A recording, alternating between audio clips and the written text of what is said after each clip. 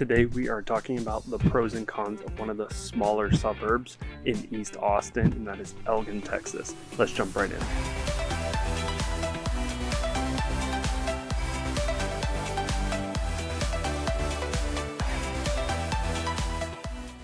My name's Connor Olson, local realtor here in Austin, Texas. Info's right there if you want to reach out. Today we are talking about Elgin, Texas. Elgin is located to the east of Austin. It's about a 35-minute drive to get from downtown Austin to Elgin. That's without traffic. It might be upwards of an hour if you do have traffic.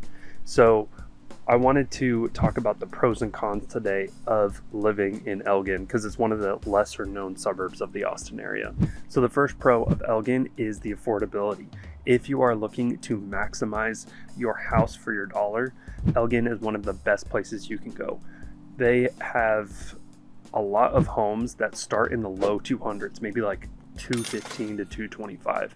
So you can definitely buy a decent sized home in Elgin, and it's a great spot if you have a lower budget but you still want to be able to purchase a home. Pro number 2 is the small town charm. So Elgin is still a relatively small town, especially compared to some of the other suburbs that I've talked about on this channel, like Buda and Kyle and Georgetown. All of those suburbs have 50,000-60,000 people. Elgin has about 13,000 people. So it still has a smaller town charm. It's still growing a lot, but there's a lot less people. It still feels like a small town more than some of the other suburbs might feel. The third pro is going to be the proximity to Austin. It's located about 25 miles east of Austin. So if you're looking to go to Austin frequently, it's not too far of a drive. It's actually very convenient if you want to get from Elgin to the airport. So it's still within the Austin metro, and you can easily access all the major things you'd want in a big city. Pro number 4 is going to be the growth. So they have had a lot of growth in various shops, local businesses opening, population growth. So all of this has really helped out the community. There's still strong economic growth. There's still people moving to the area. So all of those factors really have helped Elgin to sustain its current population. Pro number 5 is Elgin's downtown. So Elgin has a unique historic downtown with different shops, antique shops, different retail options. So it's a very charming, nice little spot. So that's definitely a nice pro, is having a historic buildings that are still standing, that are still being used, and they're being preserved by the community. Pro 6 is going to be festivals and events. There are numerous different events throughout the year to try to bring the community together in Elgin. And one that's coming up soon is the Hog-Eye Festival. It's located in October, and it feeds into Elgin's trademark line, their motto of being the sausage capital of Texas. So they're big on sausage, so it's kind of like a community event where they have a lot of sausage and a lot of pork and things like that. So there are multiple different events throughout the year that bring the community together, and this is just one example of that.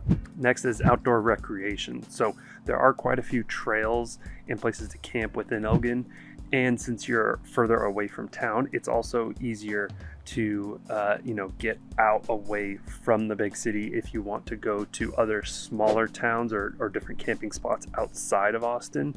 You're much closer to that. So if you're looking for a more rural type of life, a more outdoorsy type of life, Elgin could be a great option for you. Next pro is the agricultural community.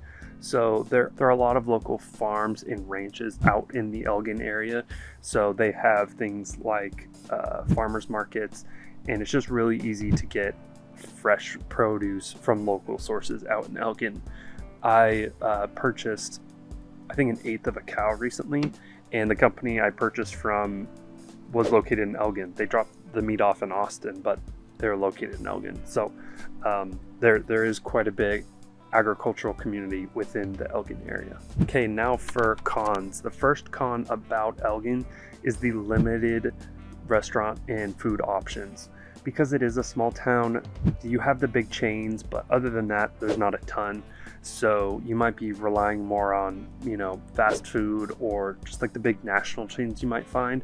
You're not going to find a ton of local small restaurants that are serving the community, just because there's not a big enough population to support them in some cases.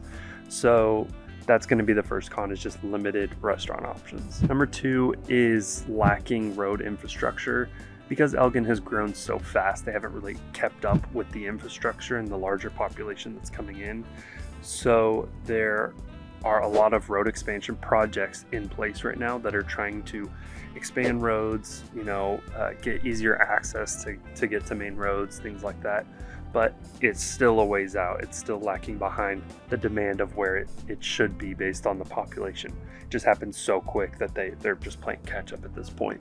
Con number 3 is fewer job opportunities. And this is common in, every small town. Is there's less people, there's less work. You're probably gonna have to go to a big city if you're gonna work. So it is a big commuting city. So the majority of people are driving into Austin or a different part of town for work opportunities. Not a ton of people are living in Elgin and working in Elgin. Next con is limited healthcare facilities. Just like any other small town, there's not a ton of large healthcare facilities for people. So you might have to travel a little ways to get those healthcare options. If you're looking for urgent care, they have those. But it's just like the larger hospitals that you're not going to find in Elgin. They're going to be closer to a population center. The next con is lack of nightlife. I don't know what else you can say. It's very similar to any other suburb or small town. There's just not a lot going on.